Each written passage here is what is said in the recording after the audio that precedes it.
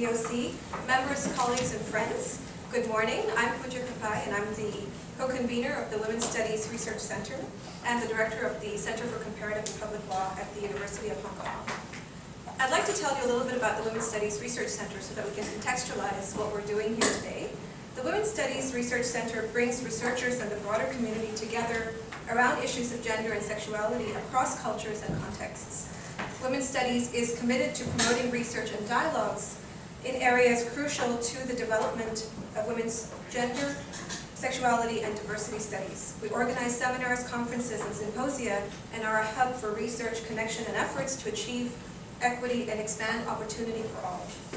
We were approved in 1994 at Hong Kong U as a virtual center, and the WSRC Collective has instituted new courses in various faculties, collaborated with colleagues across the university to integrate gender as a frame of analysis, and has helped shape various interdisciplinary initiatives. Over several occasions, WSRC has reached beyond the university as well to partner with NGOs, social enterprises, government bodies, and officials to facilitate a cross-community discourse integrating the gender lens to inform our work and initiatives. In its early years, WSRC members collaborated with community stakeholders in the establishment of the Equal Opportunities Commission, the Women's Commission, and also the extension of the UN Convention on the Elimination of All Forms of Discrimination Against Women to Hong Kong. Prior to 1995, the 1995 Fourth World Conference in Beijing, WSRC members also worked with women's groups from various political camps to support all those representing Hong Kong in Beijing. More recently, our vision has expanded in tandem with new developments at Hong Kong U and in Hong Kong generally. WSRC is very pleased to pledge its support for Hong Kong U's Vice Chancellor Peter Matheson's efforts on behalf of the UN Women He for She campaign. Hong Kong U was one of the first 10 universities in the world to sign on to the campaign, emphasizing the importance of men and women standing together to tackle gender issues. It's a significant movement which has over 1.3 billion ongoing conversations and has attracted 672,000 he for she commitments globally. Whilst we talk about he for she, my colleague Stacey Ford has very nicely reminded all of us that it's also important to talk about she for she. And that is something that we at WSRC do very well. We want women also to stand up and support other women's causes. This year, WSRC has already organized several he for she themed events, and we'll be organizing several others, but I'd like to particularly draw your attention to our new seminar series which are up and coming. It's called the Gender Plus Series, under which we will sponsor events that engage stakeholders from across the university and draw on interdisciplinary and intersectional theoretical frameworks, as well as offer candid and practical reflections on the progress and process of ensuring gender equity on campus. The Gender Plus conversations will cover a host of other themes, including but not limited to gender and religion, gender and masculinities, gender and race, gender and violence, gender and history, gender and academia and higher education, gender and professions, family, gender and health, gender and disability, and of course the all-important overarching discussion around how these conversations intersect and interconnect. If you'd like to be a part of these efforts or these conversations, you're very welcome to sign up. We have a sign-up sheet, and we'd be very happy to add you to our list, which is on the registration table. So to the business of the day then, it gives me great pleasure to welcome all of you to a very special event in the WSRC calendar, which is the annual Spring Workshop. Every year we host a workshop which serves as a unique and unparalleled opportunity to engage the collective strength of women's advocates in one room to reflect on, discuss, and determine the landscape in relation to an array of women's issues. In years past, the workshop has sometimes been an exploratory conversation about a particular theme.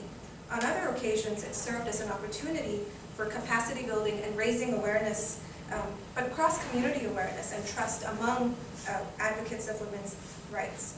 The Spring Workshop is a homecoming for familiar faces and friendships from our journeys as advocates, researchers, and practitioners in the field.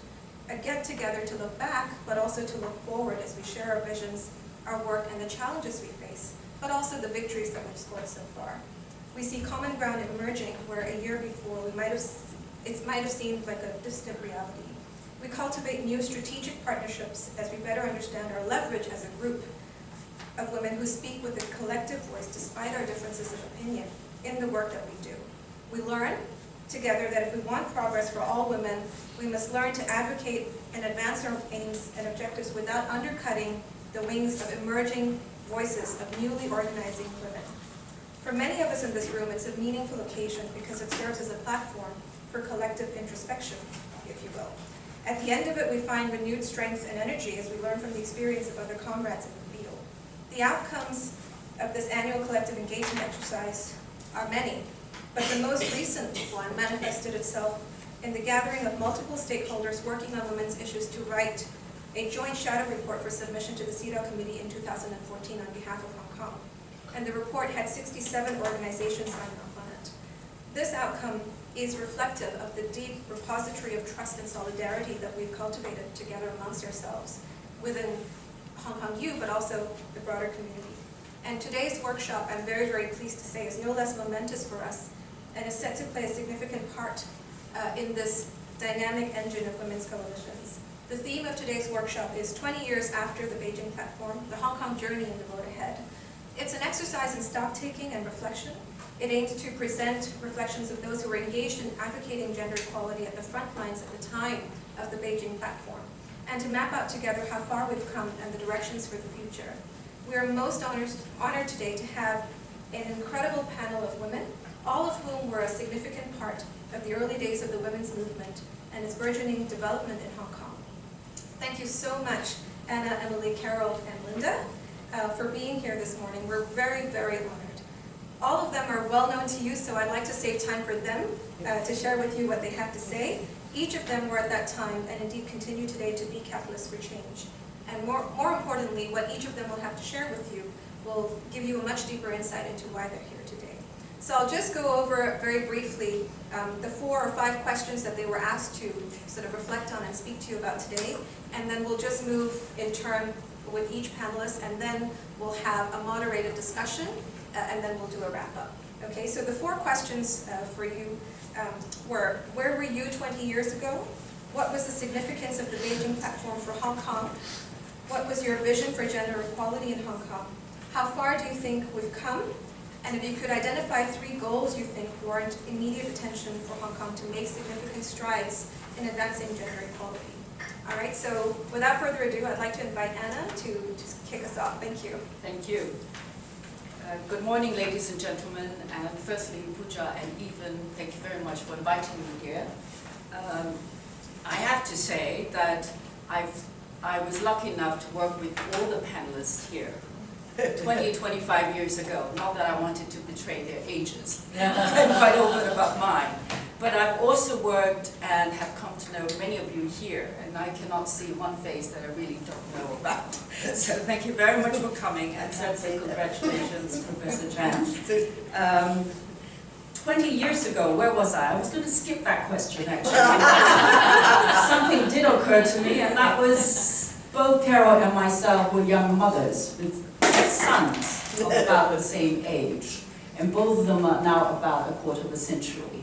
So that measures us in many ways. And I still have a SCMP newspaper clipping that Carol gave me of my son holding a poster that said, age discrimination. So that puts me in terms of the time spectrum.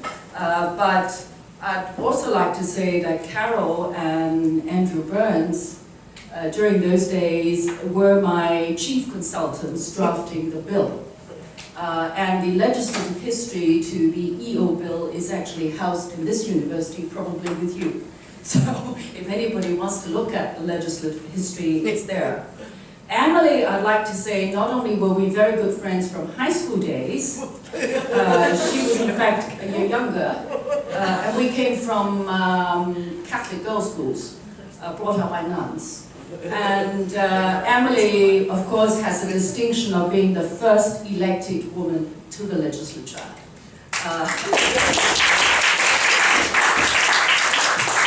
And Linda, of course, had been fighting for women's rights from day one, well before any one of us. But that said, I'd like to start with some stories on why I think it is so important to continue the agenda on equality, in particular for women. Firstly, there is a book called A Matter of Simple Justice, written by Lee Stout, and it is about Barbara Franklin and a couple of women who opened the doors for women in the United States public sector. She was the former US Secretary of Commerce for the senior Bush. On February 6, 1969, I had the exact date, it was in the book, at the end of a news conference, a reporter, Vera Glaser, asked Richard Nixon when he was speaking.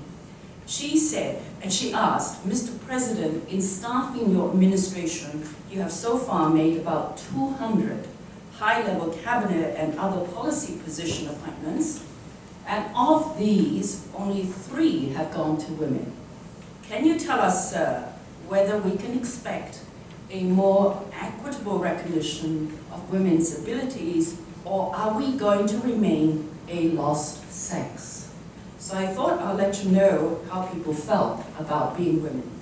Now let me tell you another story, and this will take us back even further, and that is about Caroline Sheridan in the 1800s.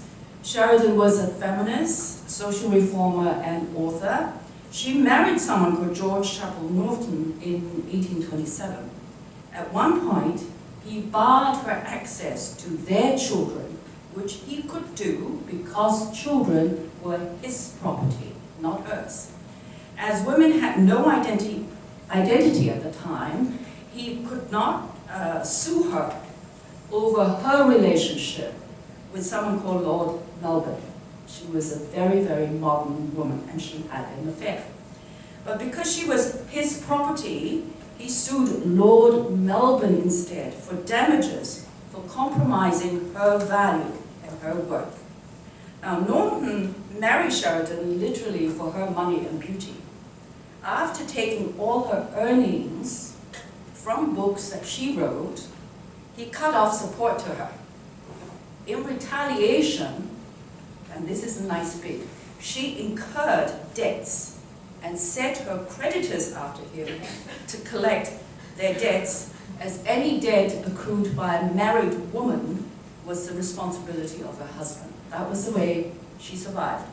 It was largely her campaigning that led to the Custody of Infants Act, the Matrimonial Causes Act, and the Married Women's Property Act, all in the 1800s. Until the law provided for the basic rights for women, allowed her to earn a living and own property, women had no identity and remained invisible. And this is how important it is to have laws recognizing women as individuals. In 1994, as a member of the Legislative Council, I initiated the Equal Opportunities Bill outlawing all forms of discrimination.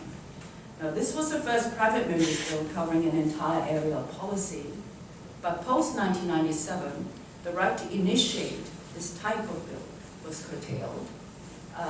The British government was in its sunset years and probably did not want to embarrass itself for doing nothing.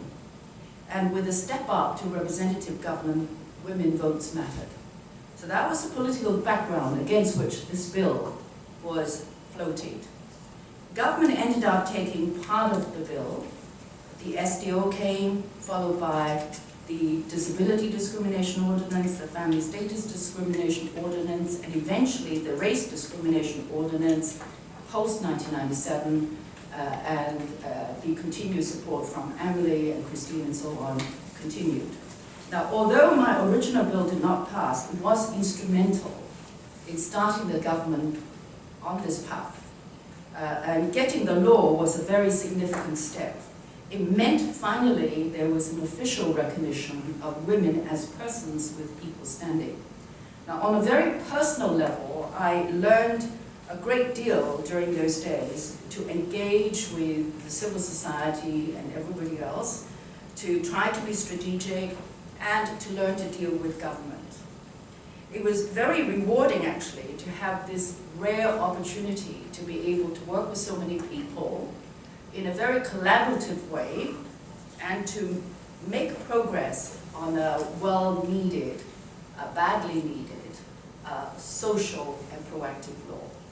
Now, the need to protect human rights was heightened because of June 4th, 1989, and the change of sovereignty.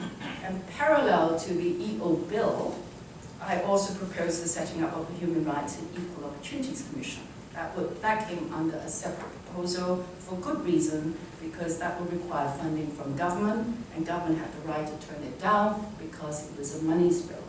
And that was what happened. The government declined to give me consent to table that bill. But nevertheless, they took the idea of the Equal Opportunities Commission and incorporated that into the SDO.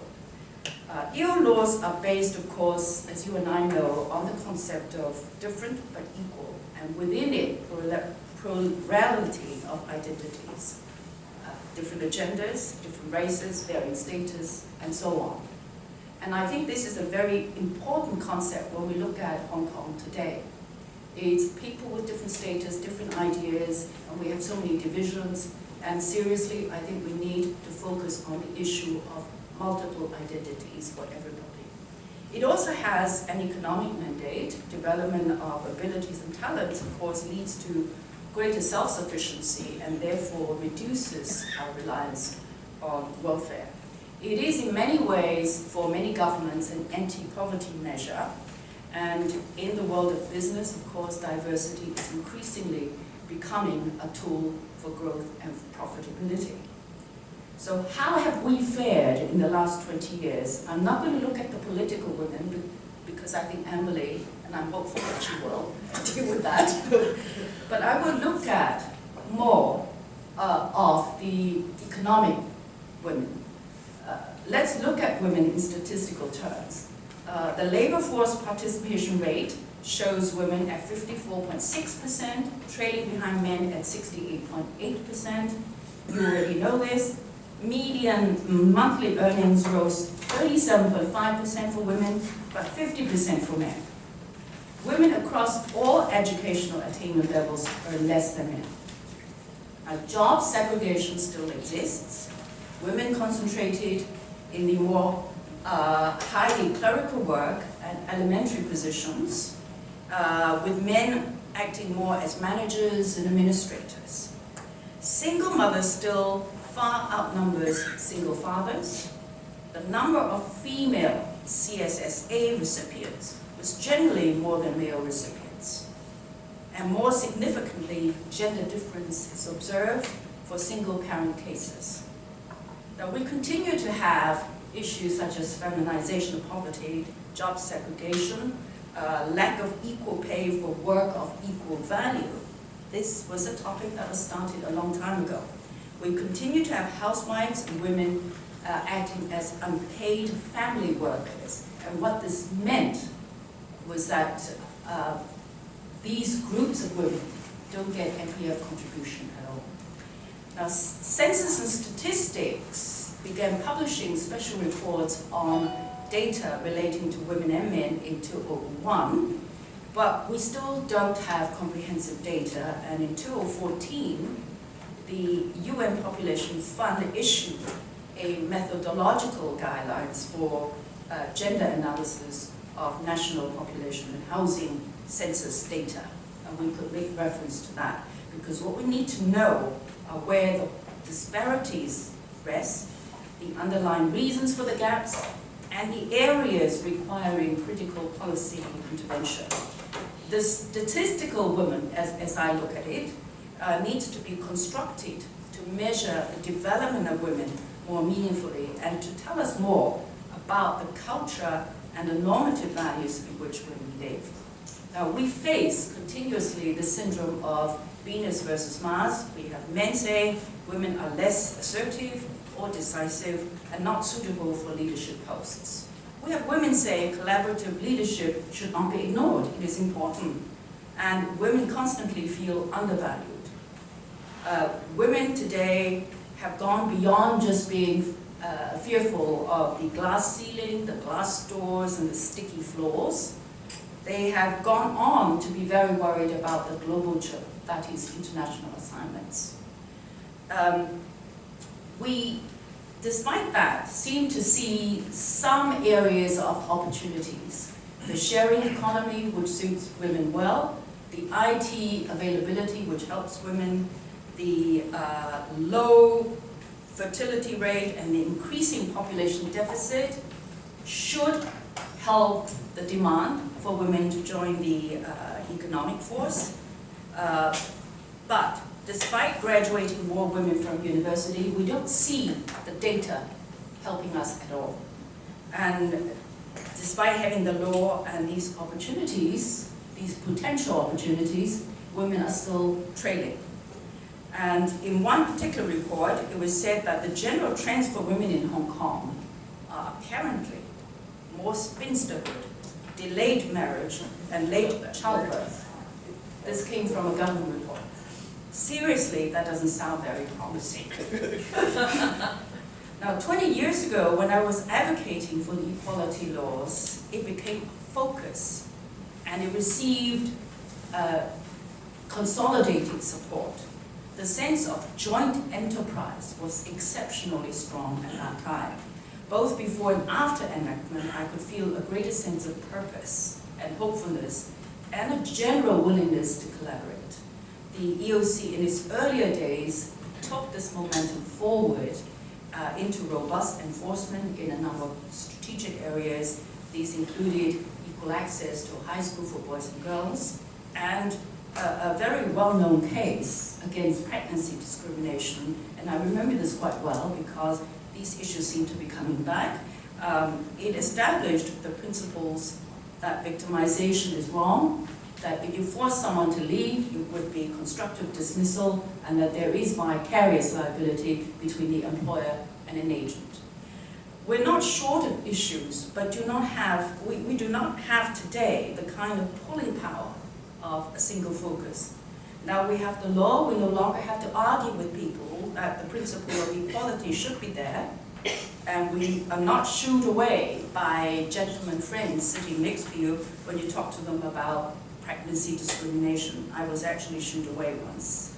The battle next stage is really to try to find one or two issues for collaboration in the NGO sector with single-minded dedication. It can be retirement benefits for housewives, equal pay for work of equal value. It's actually a very significant concept. Or getting government to start the research and measuring the development in the right way. Now, let's also not forget that legislative elections is just around the corner. Construct your wish list, put it on the campaign agenda. Tell our smart women whom to vote for and why, and that was how we started when campaigning for the bill. And as the story was told in a matter of simple justice. In my many years of campaigning, I had tried to make things stick by asking an office to take ownership of a particular portfolio. I asked the Minister for Health and Welfare some years ago to carry the title of Minister for Women Affairs. He didn't like the title. I was spurned. So how about trying that again, and this time on the Secretary for Constitutional and Mainland Affairs, and see if he could also assume the title of Secretary for Human Rights and Equality. A title can make a world of difference because the person will own the portfolio and have the responsibility of advancing the agenda and at least pay your lip service, if not actually discussing issues with you. The real issue is who has that responsibility of advancing the agenda? A minister, or Human Rights and Equal Opportunities Commission, or the civil society, and probably all three. Now, both the agenda on women and the agenda that I began with in 1994 is not complete. We have not come to the end of it, hardly. And this is a moment to reflect and look at what issues we should take on. The last item I will refer to, literally the last item, is when I was a chair, and I do need to gripe, for my performance and for my sins, the government, through the Secretary for Home Affairs at that time, actually tried to downgrade my job. It was a humiliating exercise, but that was what they did, and I have no qualms about disclosing that. So in terms of the independence of the Commission or any other statutory body, we have to look at the function and the credibility and the independence in a very careful way. And it needs to be preserved. But I do have one point of caution, and that is, if we are focusing those efforts on the EOC, there is a potential risk of the EOC being penalized. And I think efforts will be better spent if we look at the wholesale statutory body appointments as one thing, and we can come back to that later on. I'm not touching Beijing platform, because I don't have very much to say other than wrap up in capacity. Thank you. Thank you very much.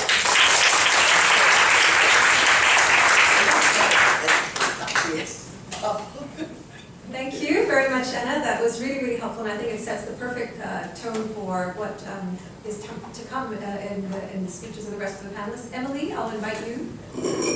Thank you very much, Pooja, and good morning to you all, ladies and gentlemen.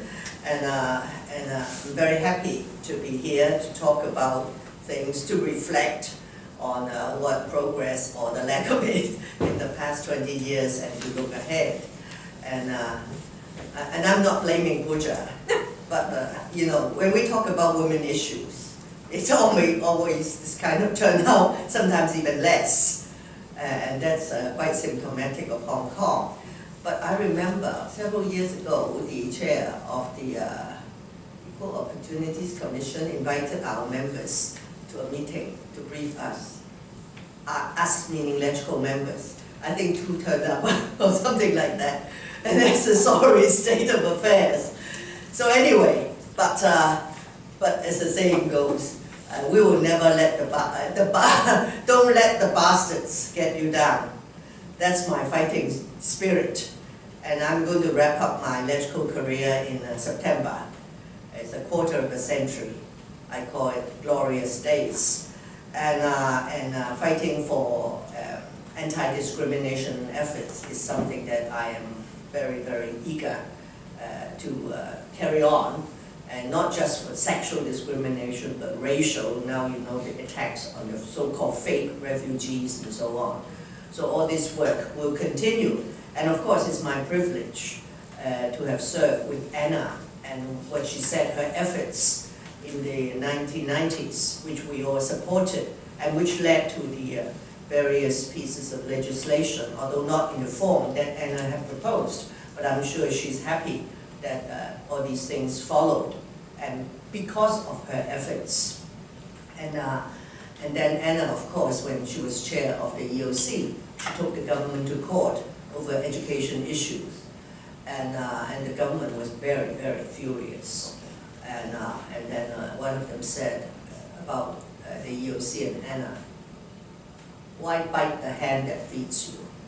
God damn it, I mean, why? The EOC is there, not necessarily every day to bite the government's hand, but it's there, it's got a job to do. But that's the mentality of the public servants. We pay you, so it's your job to come out and praise us. And even if you don't praise us, don't denigrate us, don't attack us. So I mean, that is a terrible attitude. And we're glad that the new EOC chair is here, although he's in a bit of controversy. I hope he will sort that out soon. But he will make sure that we should continue to have a very strong EOC.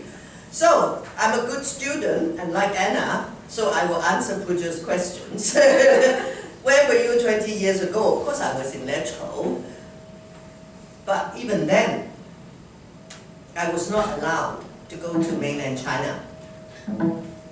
I have not been allowed to go to mainland China for more than 20 years. So, of course, I couldn't go to Beijing. I have very, very vague memories of what happened. And I don't remember my colleagues in the council and elsewhere bringing the message back or doing lots of things. So, Pooja, I'm sorry. I don't have much to tell you about it. So then I answered 2 questions already. What was your vision for gender equality?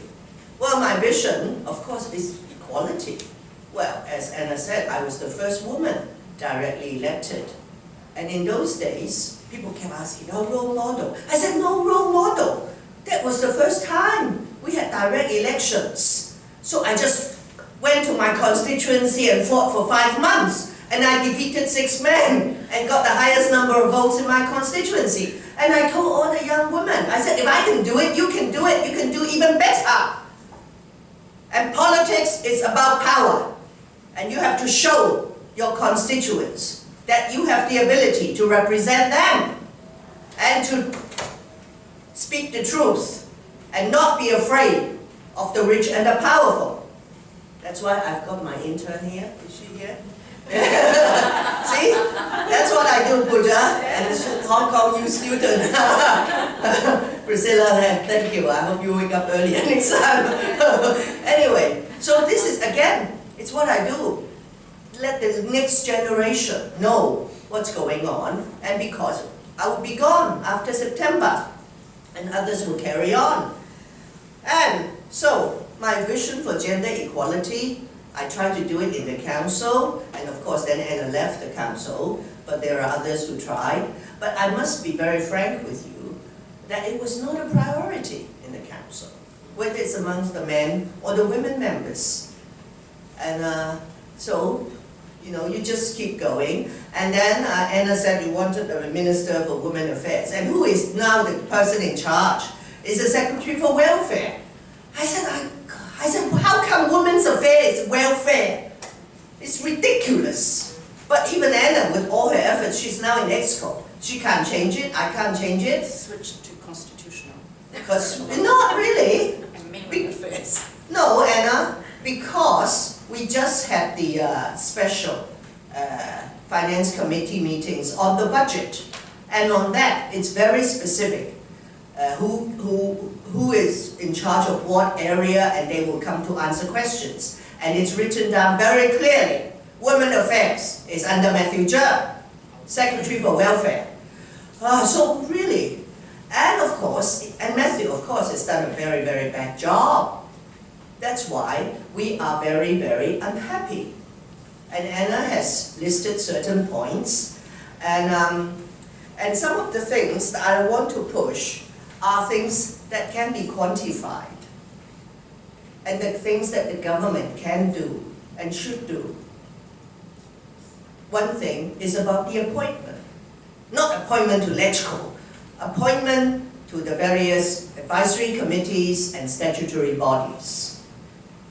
In some countries, they have a 40% or 50% rule, meaning 40 or 50% must be either men or women. In Hong Kong, we hardly reach the 30%. There are some committees which have no women. So I just can't understand the administration not being able to appoint more women to these committees, to give them the exposure, the experience, to show whether they are capable or not. And so that's one thing. The other, of course, is recently I met with a delegation from Queensland. I met the Premier. And she, of course, is a woman, and she very proudly told me that in her cabinet in Queensland, 50% are women. And of course, I immediately remember the Canadian, the new Canadian Prime Minister, Trudeau, his cabinet, 50% women. I told her in Hong Kong, among our policy secretaries and so on, only one woman. So I think that is very bad. Is it really true that we cannot find more women to become policy secretaries? So it is really very distressing. And then earlier this year, we visited Germany at the invitation of the German government, and we found out that they're talking about legislation to require listed companies to have I think a 30% rule for the board of directors, so that, you know, more women can join those boards. And I came back and asked a question about in Hong Kong, the listed companies. And of course, the figure is less than 10%. So what I always believe is that women are just as capable as men. It's not a question of who is better, who is worse. We women approach things from a different angle, a different perspective. So when there's a group of people sitting in a room, very powerful people making decisions, I think half should be women, half should be men. because they have different priorities, they look at things differently. But if we deny the woman the seats around the table, we're actually denying our society. We're not giving our society a better chance of coming up with solutions which plague the community, which plague the company, and so on. And so it is very, very sad. But the government said, oh, well, it's up to those companies whether they want to appoint women or to appoint men. And they told me that the task is up to the Women's Commission. I don't think they're here today, are they? Pooja, you didn't invite them? We did. Well, you see, you have such a discussion and they're not here. So, and they can, well, maybe the chair, is it Ms. Lau, huh? Maybe she is too busy, the head of DGS. Well, at least the commission can send a representative, isn't it? And they didn't bother, huh? So, I mean, and then they tell you they're the government's, agent. And then what, actually, I went to the CEDAW hearing many times, in whether they held a hearing in New York or in Geneva. The CEDAW has said that the government should have a central mechanism within the policy-making process, so as to make sure that when policies are made, when bills are being drafted, when budgets are drafted, then it goes through, and they would have to assess how these things impact on women as well as men. But I bet you, Anna can tell us more, I bet you they don't have such impact. They just say, oh, we have something on labor, we have something on an education, housing. But they never say, how does it affect women? Or how does it improve the welfare of women? No. So central mechanism. And they tell us now the Women's Commission is the central mechanism. I said, come on, what's your next joke? It's really ridiculous. And then, of course, they said, oh, well, now what we're doing is gender mainstreaming. Well, I can tell you, if we have all the policy secretaries and the directors of departments sitting in this room, I can tell you at least 70 to 80% of them have never heard of it, let alone implement it. So that is the situation. So, but Chris Patton called me a headbanger, and my head is still intact. So I will continue to bang my head. Well, not against a brick wall, but against those nasty people who refuse to adopt changes. And that's the attitude that all of you should have, Priscilla, you especially, the younger generation. Because you cannot just take no for an answer and say, okay, I'll go home and make some tea. No way. And that is not just on gender issue, on any other issue. You have to be very determined. When I was in Burma in February, talking to the newly elected MPs of Parliament of Aung San Suu Kyi's party, I said, in politics, and there were 60 women, very hungry, very eager. I said, you have to be like a dog, biting to a bone, and never let go. And they said, wow, really? And I tell you, and then we have discussions, focus groups, and one group, they were, because a quarter of their parliament are military people, and they are, sitting there in their uniform. And one of them actually said, Miss Lau, I want to be like you. I said, wow. So I think people like strong people. Otherwise, how can you represent the people if you are so weak, Strong, determined, never lose sight of what you're fighting for, but also have the ability to win friends and to get people to work with you. And that's my other, priority. Before, a few years ago, we have an 8-party coalition in LegCo, working together so that we can get things done. And I tried it. I tried it last July, after the collapse of the reform package. I went to Jasper Jung, the president. I said, let us all work together on livelihood issues. We've got a whole list. The 23 pandams all agree. I gave it to him. He never came back. And then he told the South China Morning Post in January this year in an interview, which you can find, He said he talked to the administration, talked to the pro-Beijing legislators. He said nobody echoed Emily's suggestion. And Jasper told the reporter, because there are many elections coming up. Beijing, the SAR government, the pro-Beijing legislators, they don't want the pandems to get any credit for anything. So that's why they will not work with us. And that is the selfishness. So they rather see Hong Kong sink than to foster cooperation. But never mind, I still work. I still try to make friends and get, important issues on the agenda. So anyway, there are many things I have not got time to say, but I hope I have given you an idea of where I was and where I'm heading. Thank you very much. Thank you so much, Emily. I'm sure anybody who dared to be asleep has now woken up with a fire and energy. Fantastic.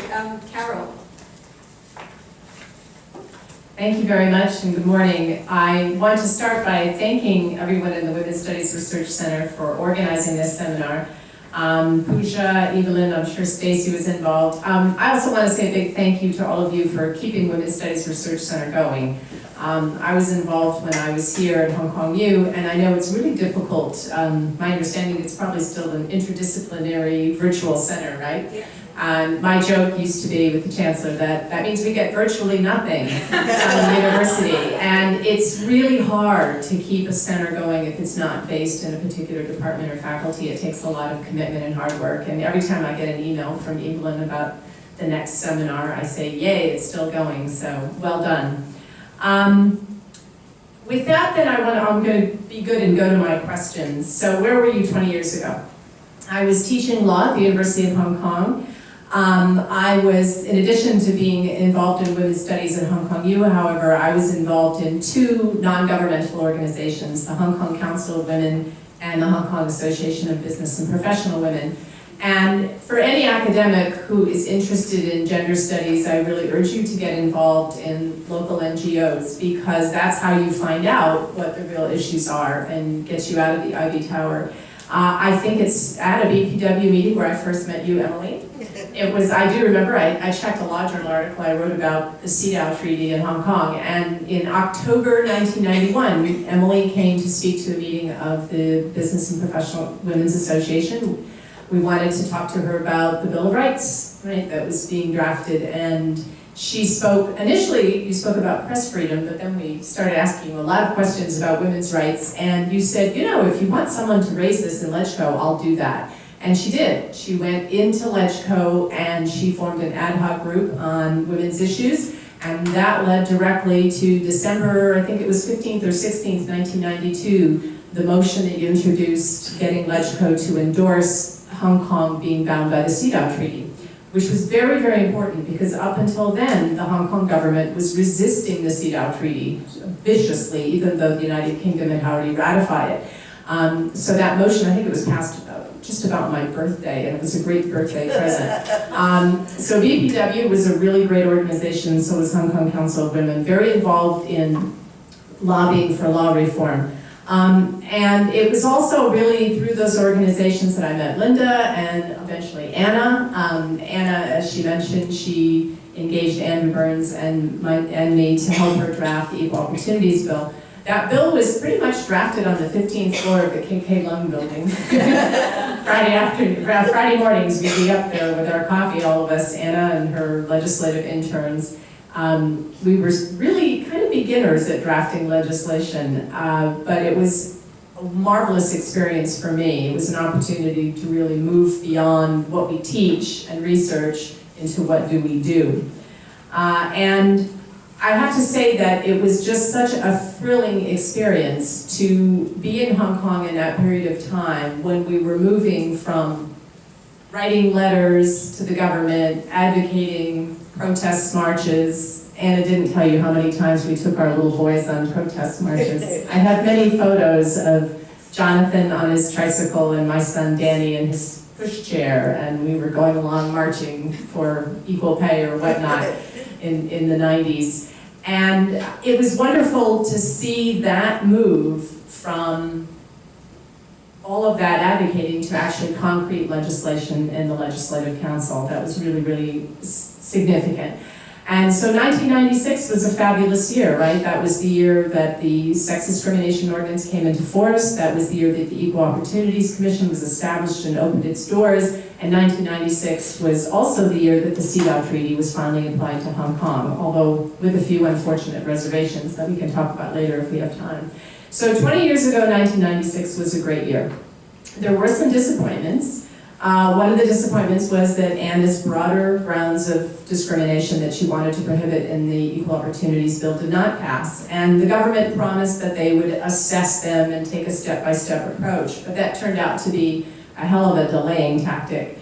And we still see the unfortunate results of that today, because 2 decades later, age discrimination, discrimination on the grounds of sexual orientation and gender identity are not covered.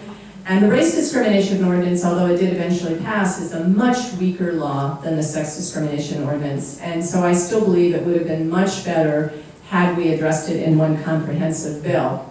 Sadly, I have to say that the women's movement was not universally in favor of Anna's bill. And I know because I went out with the bill and met with a lot of women's organizations. And while BPW and Hong Kong Council of Women, I'm proud to say, supported the whole bill, some women's organizations at the time were very reluctant to support legislation prohibiting discrimination on the grounds of race or sexual orientation. So I think there's a lesson from that.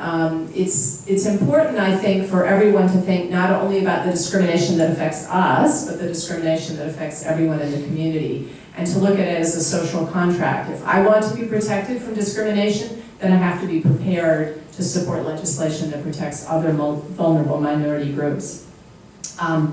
So, to me, what was the significance of the Beijing Platform of Action for Hong Kong? Well, I can talk to that because, unlike Emily, I was allowed to go to China. It was very exciting for me because BPW is an accredited NGO with the United Nations, and Anne Godfrey and I were accredited by the Hong Kong Association of Business and Professional Women to represent the Hong Kong BPW at the Fourth World Conference on Women in Beijing in 1995. It was a thrilling experience. I actually got to hear Hillary Clinton give her women's rights or human rights speech, which was a fabulous speech. Go Hillary. Hopefully she'll be the next president of our country, if we're lucky. I also went to parts of the NGO forum in Beirut, and that was, of course, a very sad thing that the central government decided to separate the NGO forum from the main conference in Beijing. And I think we all know why they did it. They did it because they bid to get the Fourth World Conference on Women to Beijing, and then they realized what they had bid for. And there were all these radical women coming to Beijing, and they did not necessarily want all the citizens of Beijing exposed to those women, and so they pushed the NGO forum outside of Beijing. And that was very, very unfortunate. Because if you wanted to participate in both, which I did, at the time the transportation was really poor. And it meant, I don't know, was anyone else here at that meeting? It meant a 2-hour bus ride in a not very good bus. It was kind of like an old school bus with a leaky roof, and it was really hard going back and forth. And I confess that after a couple of those trips, I kind of gave up, and I focused mainly on the conference in Beijing because that's where my hotel was. And I felt badly about that because I would have liked to have spent a little more time with the NGO forum. One of the good things about having the conference in Beijing is that I think it did help to bring about the creation of NGOs in China. Women's NGOs didn't really exist that much in China, and I think the Chinese government suddenly thought, whoa, we should have some NGOs at this NGO conference, so they allowed them to exist. Of course, we've gone through a lot of difficulties, and especially under the current regime in China, it's hard to be a women's NGO, which is very sad, but it's at least good that it got a start.